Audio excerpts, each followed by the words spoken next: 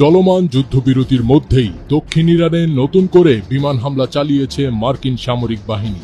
মার্কিন central command এক বিবৃতিতে জানিয়েছে, ইরানের ক্ষেপণাস্ত্র ঘাঁটি এবং পারস্য উপসাগরে মাইন স্থাপনের চেষ্টায় নিয়োজিত স্পিডবোটগুলোকে লক্ষ্য করে এই আত্মরক্ষামূলক হামলা চালানো হয়েছে। মার্কিন বাহিনী জানিয়েছে, তারা দক্ষিণ ইরানে ক্ষেপণাস্ত্র উৎক্ষেপণ কেন্দ্র এবং মাইন পাতা জাহাজে হামলা করেছে, যাকে একজন মার্কিন সামরিক মুখপাত্র আত্মরক্ষামূলক হামলা বলে বর্ণনা করেছেন। এর আগে ইরানের গণমাধ্যম দক্ষিণাঞ্চলীয় বন্দরনগরী বান্দার আব্বাসে বিস্ফোরণের খবর দেয়।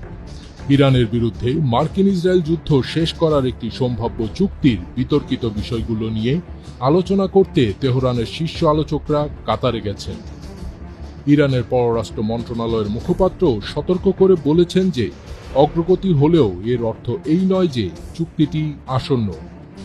অন্যদিকে মার্কিন প্রেসিডেন্ট ডোনাল্ড ট্রাম্প বলেছিলেন, যুদ্ধ শেষ করার জন্য ইরানের সঙ্গে একটি চুক্তিতে সৌদি আরব, পাকিস্তান ও তুরস্ক সহ আঞ্চলিক শক্তিগুলোর ইসরায়েলের সঙ্গে সম্পর্ক স্বাভাবিক করার জন্য আব্রাহাম চুক্তিতে স্বাক্ষর করা উচিত।